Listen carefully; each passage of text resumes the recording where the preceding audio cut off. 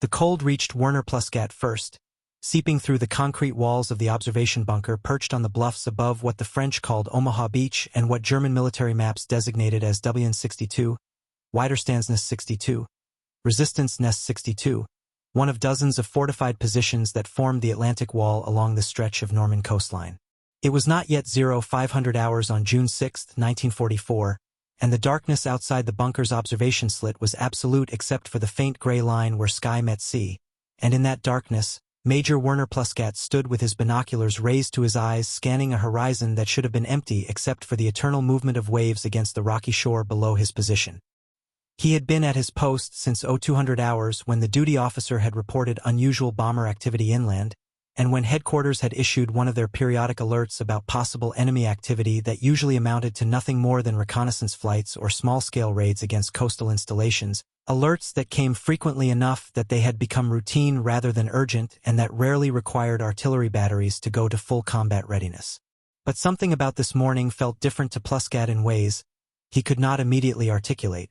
Something in the quality of the silence or in the way the wind carried sounds from the channel that suggested activity beyond the normal patrol boats and fishing vessels that occasionally appeared on the horizon during his watch rotations. The concrete bunker was German efficiency made manifest. Reinforced walls 3 meters thick that could withstand naval bombardment, observation slits positioned to provide maximum field of fire for the artillery batteries under his command, communications equipment linking him to headquarters and to the gun positions scattered across the bluffs, and ammunition stores sufficient to sustain days of continuous fire if the invasion that everyone had been preparing for finally materialized on this stretch of coastline rather than at Calais where intelligence assessments and strategic logic said the Allies would land when they finally launched the cross-channel attack that would determine whether Germany could hold Western Europe or would be forced to fight on two fronts against enemies whose industrial capacity exceeded anything the Reich could sustain indefinitely. The first hint that this morning was not routine came not through the observation slit but through his ears,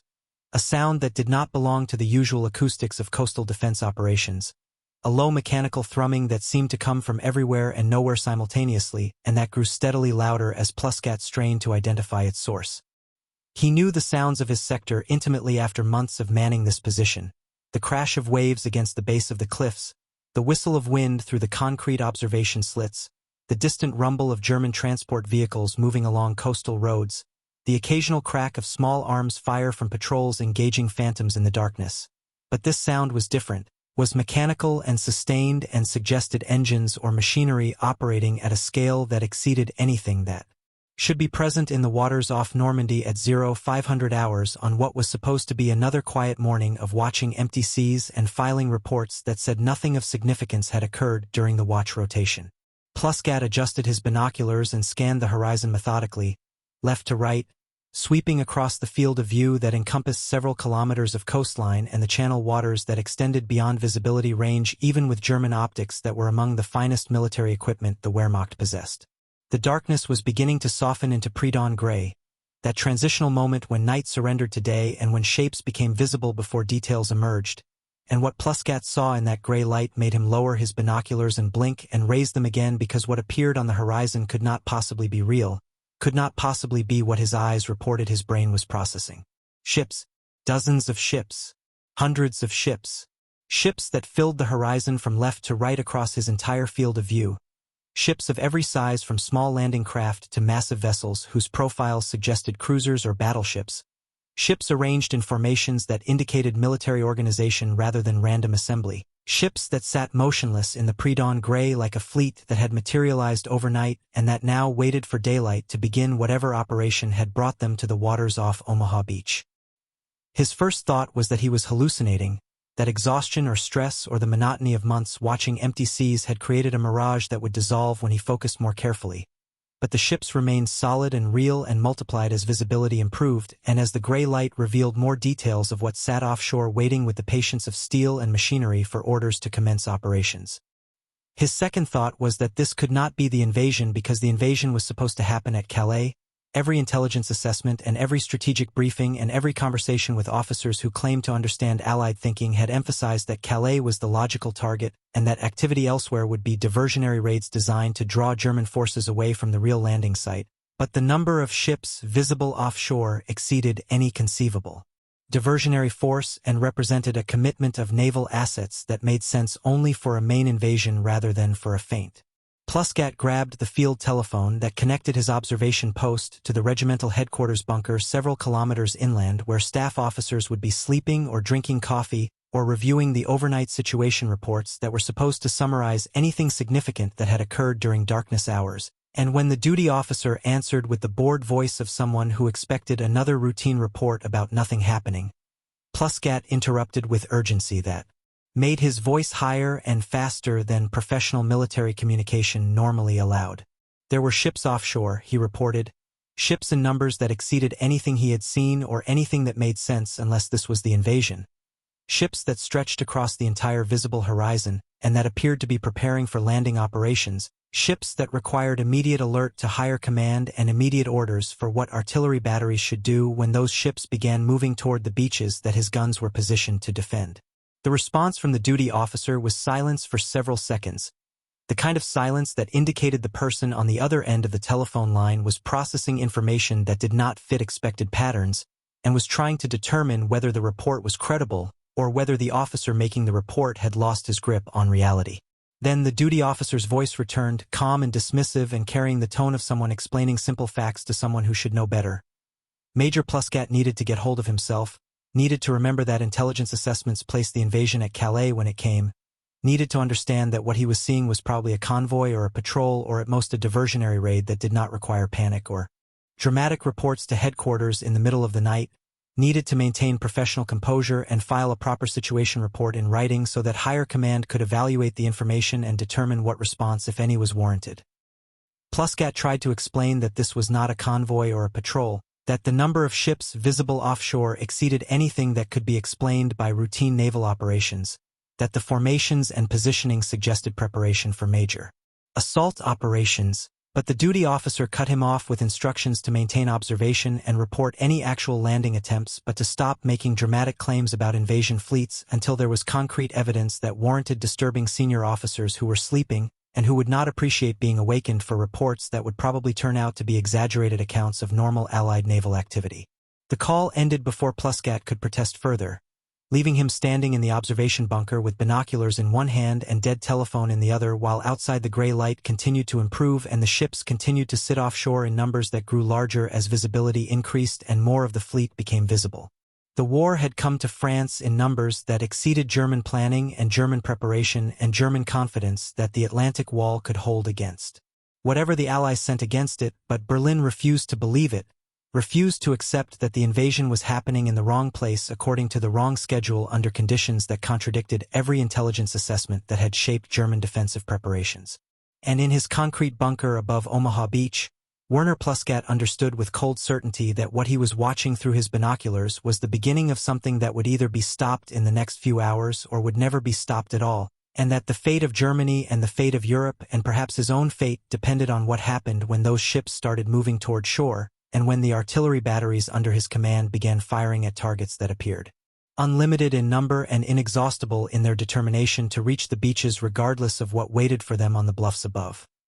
The Atlantic Wall and German confidence, the fortifications that Werner Pluskat commanded, were part of a defensive system that stretched from Norway to the Spanish border, 15,000 bunkers and gun positions and obstacles that consumed millions of tons of concrete and steel and represented Adolf Hitler's conviction that Western Europe could be made impregnable to Allied invasion through engineering and firepower and the determination of soldiers who would defend every meter of coastline against enemies who would break themselves against concrete and wire and artillery fire before they could establish footholds that might threaten German control of France. The Atlantic Wall was propaganda and reality simultaneously.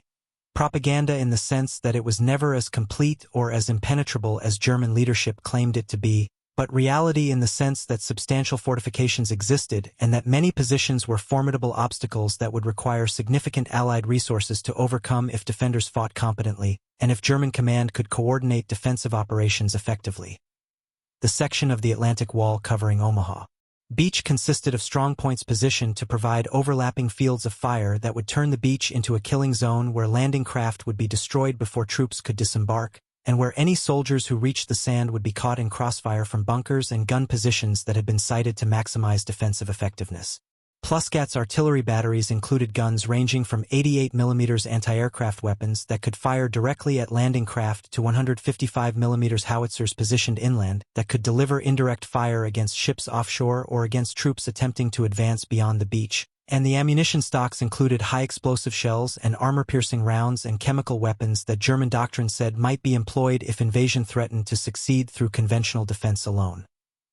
The confidence that pervaded German defensive planning was rooted in several assumptions that shaped how commanders thought about Allied invasion possibilities and how resources were allocated across the vast coastal perimeter that Germany was attempting to defend. First was the assumption that Calais represented the logical invasion point because it offered the shortest crossing from England, because it provided the most direct route toward Germany's industrial heartland, and because capturing Calais would give Allies control of ports necessary for sustaining major military operations on the continent. Intelligence assessments reinforced this assumption through interpretation of Allied deception operations as genuine invasion preparations, through analysis of bombing patterns that seemed to focus on targets supporting Calais area operations, and through reports from agents who claimed to have information about Allied planning that consistently pointed toward Calais as the primary objective. Second was the assumption that Allied amphibious operations would require port facilities to sustain logistics that major invasion forces needed, which meant that landing beaches would be selected based on proximity to ports that could be captured quickly and developed to handle the massive supply requirements that modern mechanized armies demanded. This assumption led German planners to concentrate defenses around major port cities and to treat other coastal areas as secondary priorities that would receive lighter fortification because Allies would not waste resources attempting landings on open beaches where supply problems would make sustained operations impossible. Third was the assumption that German defensive doctrine emphasizing concentrated counterattacks against invasion forces before they could consolidate beachheads would be effective if reserves could be committed quickly enough to catch Allied troops while they were still disorganized from landing operations,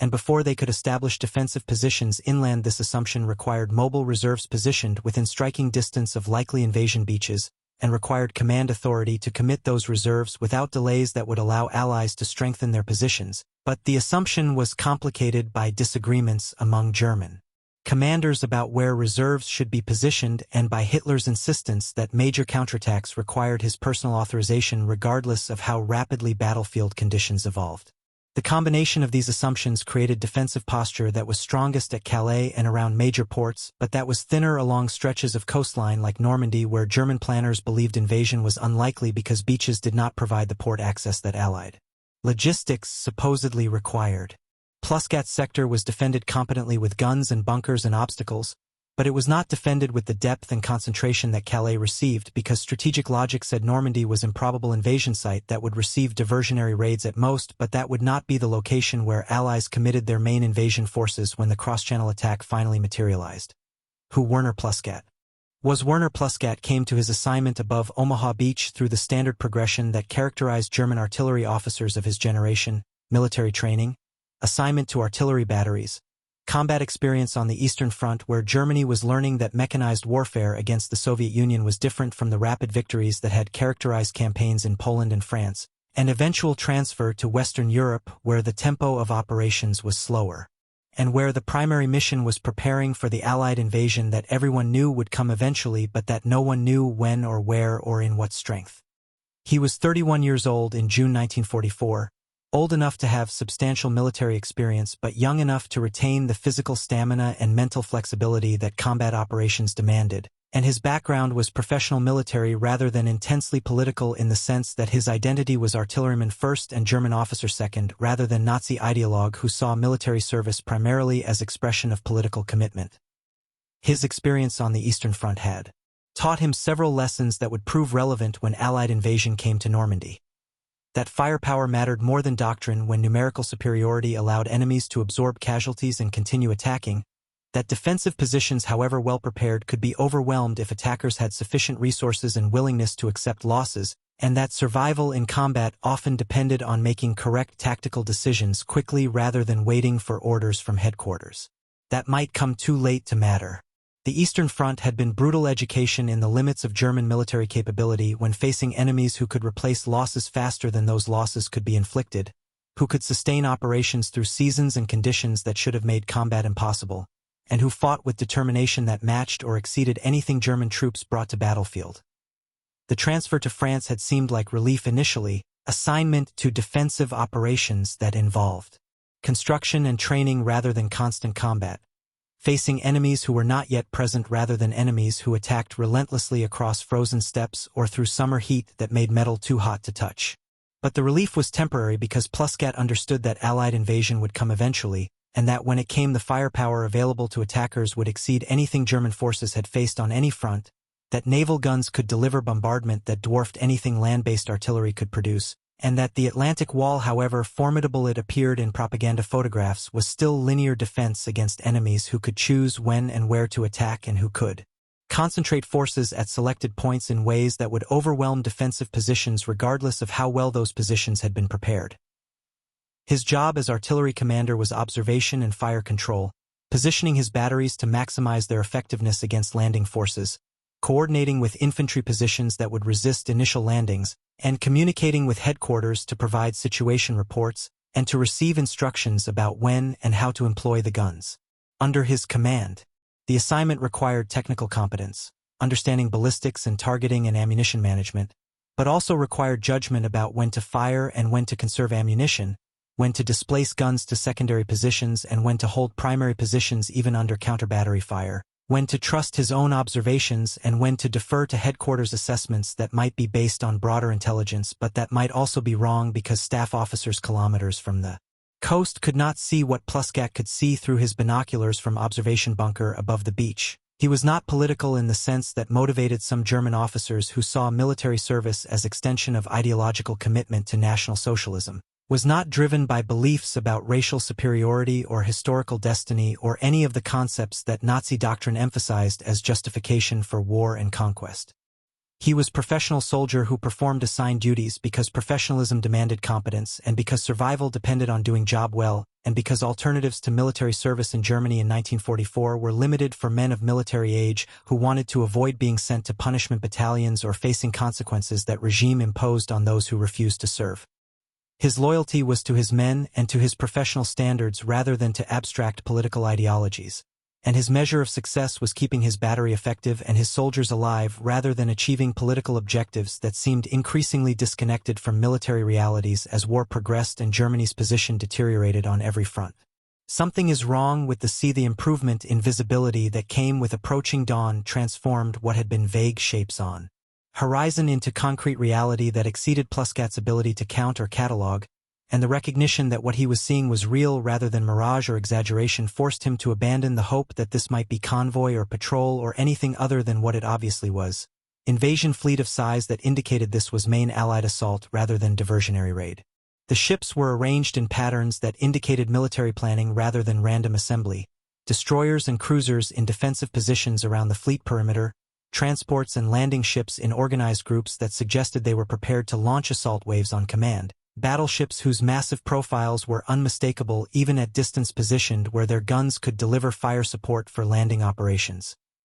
The sensory details accumulated as light improved and as sounds that had been background noise resolved into specific mechanical rhythms that could be identified and interpreted. The engines that Pluskat had heard before dawn were more numerous and more varied than he had initially realized. The distinctive rumble of large ships maintaining position offshore, the higher-pitched whine of smaller craft that were beginning to circle in patterns that suggested they were preparing to form up for landing runs toward the beach, the occasional cough of diesel engines starting or adjusting speed that indicated the fleet was not static but was actively managing position and readiness for operations that would begin soon based on whatever schedule Allied commanders had established. Smoke from ship exhausts and from screening vessels creating artificial fog merged with natural morning mist to create atmospheric conditions that made exact counting impossible, but that could not hide the fundamental reality that hundreds of ships were offshore, and that more continued to arrive as if the invasion force had no upper limit and could simply continue growing until the entire horizon was filled with naval assets, waiting to deposit their human cargo on the beaches below Pluskat's observation post. The sea itself looked wrong in ways that transcended the presence of ships, looked crowded and busy and transformed from natural element into military highway where traffic moved according to human planning rather than tides and currents. The distance between ships was measured and regular, spacing that indicated convoy discipline and command control rather than vessels moving independently, and the way the fleet maintained formation despite waves and winds suggested seamanship and coordination that would be difficult to disrupt through counter-battery fire or through any defensive measures that German coastal forces could employ without naval support that Germany no longer possessed in strength sufficient to contest Allied control of the channel. The horizon that should have been clean and empty was instead dense with silhouettes that overlapped and merged and extended beyond what Pluskat could see even with binoculars. And the implication was clear. Whatever was visible represented only portion of the total force because ships beyond visibility range were certainly present and would become visible as they moved closer to shore or as daylight fully established itself and revealed the complete scale of what was approaching Normandy's beaches. The realization that formed in Pluskat's mind as he watched the fleet was not panic but recognition that what he was witnessing was military operation planned on scale that exceeded anything German defensive preparations had assumed would be possible, that Allied industrial capacity and logistical capability had produced invasion force that could not be stopped by concrete bunkers and artillery batteries however competently those defenses were employed,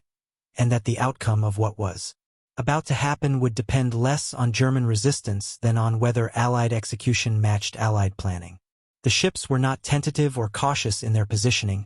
did not suggest commanders who expected German counterattack or who feared coastal defenses might prevent landings, but instead projected confidence that came from overwhelming force and from knowing that whatever casualties might be suffered during landing operations, the reserves available to replace those casualties were effectively unlimited compared to what Germany could deploy to contest the invasion. The call no one wanted to hear. Pluskat's second call to regimental headquarters came after visibility had improved enough to confirm initial observation, and after he had counted ships until counting became pointless because the numbers exceeded what defensive planning had contemplated and what seemed credible when reported to officers who were not standing in observation bunker watching the horizon fill with invasion fleet. He described what he was seeing with precision and detail that should have been convincing. Specific ship types that indicated capital vessels were present, not just transport craft, formation patterns that showed military organization rather than random assembly, landing craft that were beginning to launch from larger vessels and to form up in waves that would approach beaches sequentially rather than simultaneously. He emphasized that this was not speculation or exaggeration but direct observation by trained artillery officer who understood the difference between normal naval activity and invasion preparation, and he requested immediate alert to higher command because the invasion was happening now in this sector rather than at Calais or anywhere else that strategic planning had identified as more likely landing site. The response from headquarters was delay and confusion rather than immediate action.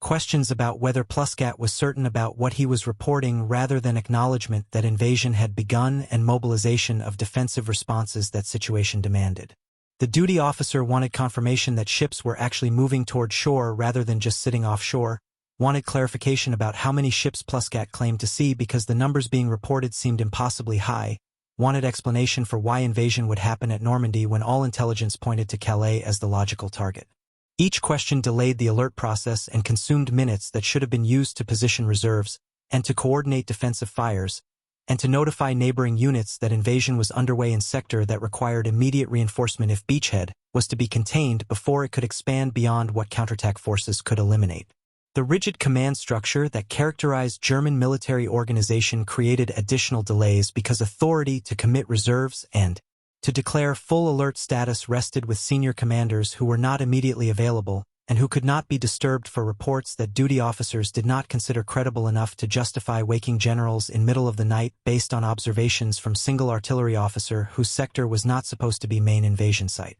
The doctrine that emphasized centralized command and control was designed to prevent premature commitment of reserves and to ensure that senior commanders retained authority over major tactical decisions, but the doctrine assumed that communications would be reliable and that senior commanders would be accessible and that time would be available for consultation and confirmation before decisions needed to be made, and none of those assumptions held when invasion began at dawn on stretch of coastline where headquarters had not positioned command personnel who could make immediate decisions without waiting for authorization from officers who were sleeping or who were stationed at Calais where the invasion was supposed to happen. Pluskat filed written situation report as he had been instructed, describing the offshore fleet and estimating numbers and assessing that invasion was imminent and requesting orders for when to commence defensive fires,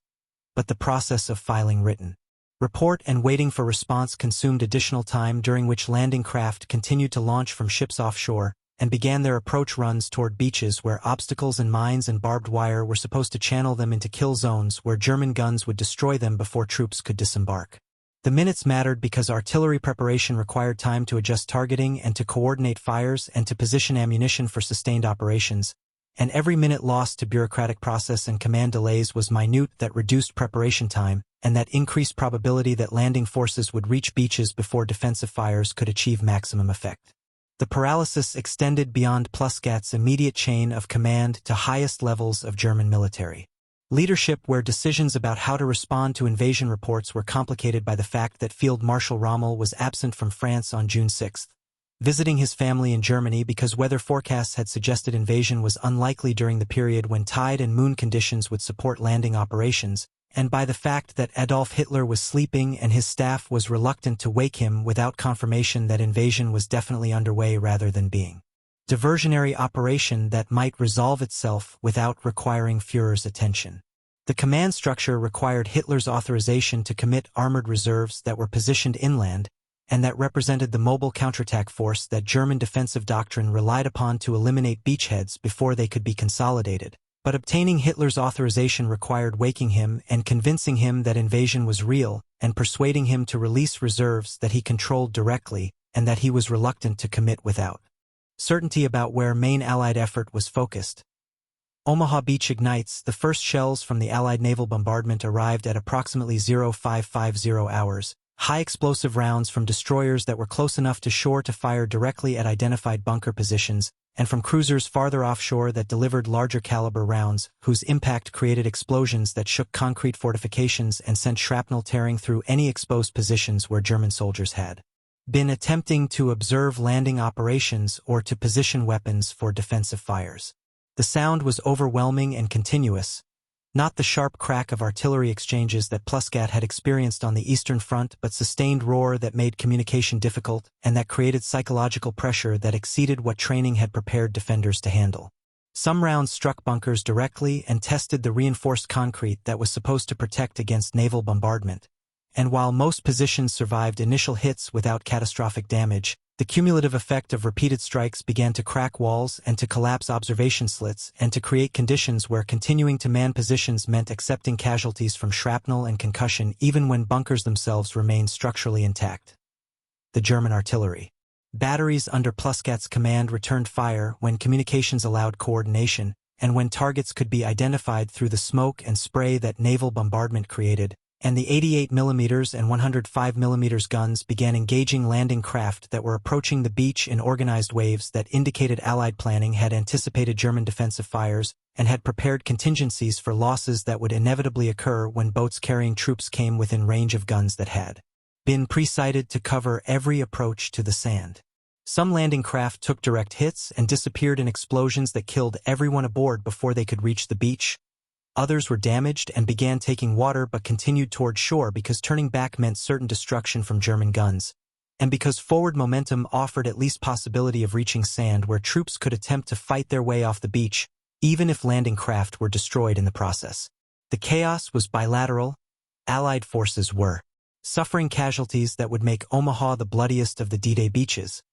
but German positions were being systematically destroyed by naval gunfire that exceeded anything coastal defenses were designed to withstand, and the coordination that defensive planning assumed would allow German batteries to concentrate fires on landing craft was disrupted by communication failures and by the simple reality that target-rich environment created more opportunities than limited German guns could exploit simultaneously. Pluskat directed fires based on what he could observe from his bunker when observation was possible through the smoke, and when communications functioned well enough to relay targeting information to battery positions that were dispersed across the bluffs, but large portions of the battle occurred beyond his visibility and control as subordinate commanders made independent decisions about when to fire and what to target based on local conditions that changed too rapidly for centralized coordination.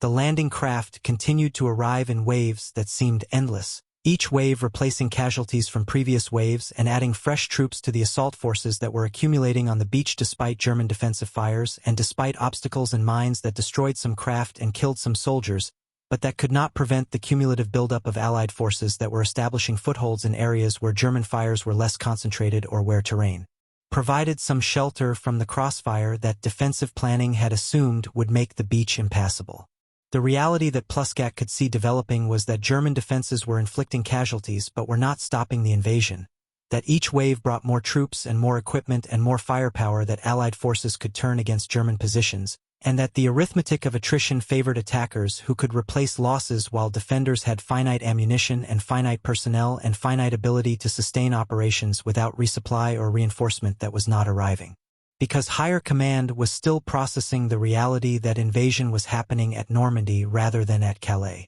Holding the wall, the German artillery coordination that had seemed straightforward during training and planning exercises became nearly impossible under combat conditions where communications were unreliable, and where observation was limited by smoke, and where the speed of Allied landing operations created target opportunities faster than firing solutions could be calculated and executed. Pluskat attempted to maintain systematic fires that would interdict landing craft during their approach runs when they were most vulnerable to artillery, but the volume of naval counter-battery fire directed at any position that revealed itself through muzzle flash or smoke meant that firing attracted immediate retaliation that damaged guns and killed crews and forced survivors to displace to alternate positions that were less favorable for engagement but that offered better protection from naval guns that could deliver tonnages of high explosive that land-based artillery could not match. The visibility that had improved at dawn deteriorated as battle progressed, and as smoke from burning vehicles and exploding ammunition and naval gunfire screening operations created atmospheric conditions where observation beyond a few hundred meters became guesswork rather than precision targeting. Pluskat was reduced to firing at probable locations based on sound and pre-plotted defensive fires, rather than engaging observed targets with the accuracy that made artillery effective, and the shift from precision fires to area bombardment reduced the effectiveness of limited German artillery assets while consuming ammunition stocks that could not be replenished because supply routes were under Allied air attack and because logistical priorities were focused on other sectors where German command still believed the main invasion would materialize. The communication systems that connected Pluskat to his battery positions and to higher headquarters degraded throughout the morning as cables were cut by shell fire, and as radio equipment was destroyed or jammed, and as the electromagnetic environment became saturated with Allied communications and jamming operations that made German tactical radio networks nearly unuseless for coordination.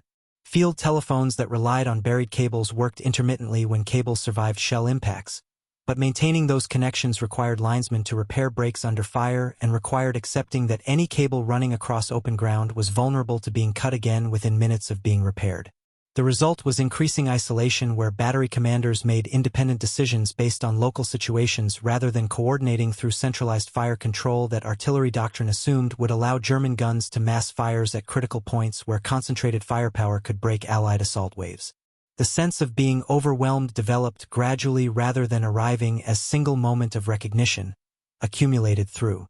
repeated observations that each problem solved revealed two new problems and that each Allied wave destroyed or disrupted brought another wave that was larger or better supported or that landed in sector where German defenses were thinner. Pluskat watched landing craft continue to arrive through mid-morning and into afternoon,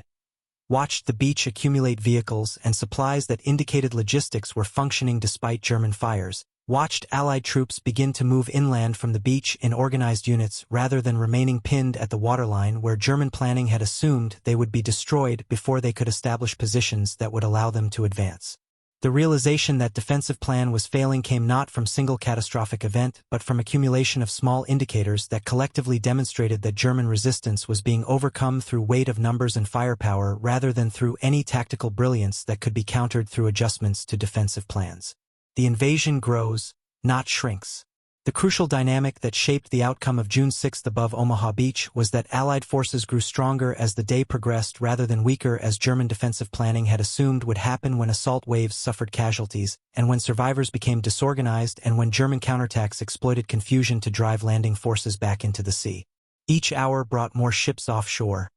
more landing craft approaching the beach, more troops disembarking, more equipment being unloaded, and more firepower being brought to bear against German positions that were consuming ammunition without receiving resupply and that were losing personnel without receiving replacements and that were being systematically destroyed by naval gunfire and by Allied artillery that was being established on the beach and that was beginning to provide fire support for troops advancing inland. The multiplication of Allied strength was visible to Pluskat through his binoculars when observation was possible. Ships that had not been present earlier in the morning appearing on horizon and joining the offshore fleet.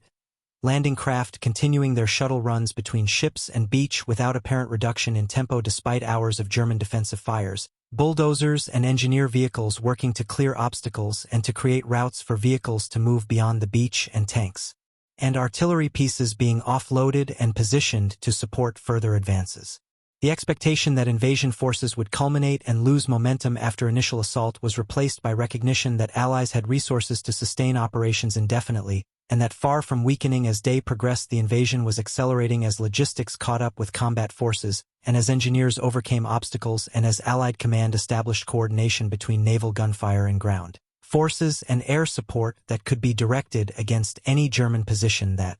attempted to resist. The firepower differential became increasingly obvious as Allied artillery batteries established themselves and began providing responsive fires that could be adjusted based on observer reports from advancing troops, creating responsive fire support system that exceeded what German forces could provide to their own defenders because German artillery was being systematically destroyed by counter-battery fires and because ammunition stocks were depleting without resupply. Pluskat could see muzzle flashes from Allied guns positioned on the beach and could hear the distinctive sound of different calibers firing in patterns that indicated organized fire missions rather than hasty defensive fires, and the recognition that Allies were transitioning from defensive posture to offensive operations within hours of landing demonstrated that beachhead was being consolidated faster than German counterattack forces could be organized and committed even if those forces were released from higher command control. The realization that this was not being repelled formed gradually through the accumulation of observations that contradicted what defensive planning had predicted would happen when invasion came. German planning assumed that casualties and confusion would degrade Allied effectiveness, and that counterattacks by mobile reserves would arrive while assault forces were still disorganized from landing operations, but the reality Pluskat observed was that Allied forces were becoming more organized as the day progressed, and that no German counterattacks were materializing even though hours had passed since initial landings and even though the tactical window for eliminating beachhead was closing rapidly as more Allied forces arrived and as defensive positions that might have contained the invasion were destroyed or abandoned. The collapse of illusions. The German high command paralysis that had delayed response to invasion reports continued throughout June 6 as senior commanders struggled to accept that their strategic assumptions were wrong, and that the invasion was happening at Normandy rather than at Calais, and that reserves needed to be committed immediately rather than being held for the real invasion that intelligence assessments still suggested would come at a different location. Field Marshal Rommel remained absent through the critical hours when his authority might have accelerated commitment of counterattack forces, traveling back to France from Germany while the battle developed without his command presence and without the aggressive response that his tactical instincts might have generated if he had been present when initial reports arrived. The panzer divisions that represented Germany's mobile reserves remained under Hitler's direct control and could not be committed without his authorization, and Hitler was sleeping through the critical morning hours and was not awakened by staff officers who were reluctant to disturb him without confirmation that invasion reports were accurate rather than being Allied deception operations. When Hitler was finally briefed and when authorization was given to move armored reserves toward Normandy, the divisions faced delays from Allied air superiority that made daylight movement nearly suicidal and from logistical problems that slowed deployment and from the simple reality that hours of delay had allowed Allied beachhead to consolidate to point where armored counterattacks would face established defensive positions supported by naval gunfire rather than encountering disorganized assault forces that were vulnerable to being driven back into the sea. The doctrine that emphasized mobile counterattack as the method for defeating invasion was sound in theory but required rapid commitment of forces while opportunity existed to exploit Allied vulnerability during landing operations, and the command structure that required Hitler's personal authorization for committing reserves guaranteed delays that would make theoretical doctrine impossible to execute effectively. The reality that Pluskat experienced from his observation bunker was that doctrine was failing to match battlefield conditions, that assumptions about Allied capabilities were proving incorrect, and that plans developed in peacetime conditions were being overwhelmed by combat realities that exceeded what planning had contemplated. The Atlantic Wall was holding in the sense that bunkers were surviving and guns were firing and casualties were being inflicted, But holding was not enough when Allied resources allowed them to absorb those casualties and continue operations while German positions degraded and ammunition depleted and personnel casualties could not be replaced from reserves that were not arriving because higher command was paralyzed by cognitive dissonance between what planning predicted would happen and what was actually happening on the beaches of Normandy. Aftermath and survival. Werner Pluskat survived June 6, 1944. Though the artillery battery he commanded was largely destroyed by the end of the day through combination of naval gunfire and Allied advances that overran positions and forced survivors to withdraw inland or to surrender when withdrawal became impossible. The observation bunker where he had stood watching the invasion fleet materialize from darkness was eventually abandoned when Allied forces secured the bluffs above Omaha Beach, and when remaining German forces retreated to establish defensive lines far enough inland that direct observation of the beach was no longer possible or relevant to operations that had transitioned from defending against invasion to attempting to contain the beachhead that had been established despite German resistance. The Atlantic Wall as defensive concept was effectively breached on June 6, proven inadequate to prevent Allied landings and unable to contain the beachhead once it was established, and the subsequent campaign in Normandy would demonstrate that static defenses could not compensate for Allied superiority in numbers and firepower and logistics. The fortifications that had consumed millions of tons of concrete, and that had represented Germany's investment in making Western Europe impregnable became obstacles that delayed rather than prevented Allied advance. Positions that were bypassed or reduced through overwhelming firepower rather than through the kind of frontal assaults that German planning had assumed would be necessary and that would inflict unsustainable casualties on attacking forces. For Pluskat personally, the experience of watching invasion fleet materialize and of reporting what he saw to headquarters that refused to believe his reports and of fighting battle that was lost before it began would become defining memory of the war. The moment when it became clear that Germany could not win and that the outcome was only question of time and casualties before inevitable defeat materialized. The professional competence that had carried him through years of military service could not overcome the fundamental reality that Germany was fighting enemies who possessed industrial capacity and manpower reserves that exceeded anything Germany could match, and that tactical excellence, however professionally executed, could not compensate for strategic disadvantages that made defeat inevitable once Allied forces established themselves on European continent with determination to fight through to Germany regardless of what resistance they encountered. The liberation of France began on the beaches of Normandy on June 6, 1944, and the man who watched it begin through binoculars from observation bunker above Omaha Beach understood before most of his countrymen that the war was lost and that everything that followed would be prolonging rather than preventing the defeat that became certain when the horizon filled with ships and when headquarters refused to believe that history was being made in the wrong place according to the wrong plan at the wrong time, and when Werner Pluskat realized that the rules had changed and that Germany was no longer in control.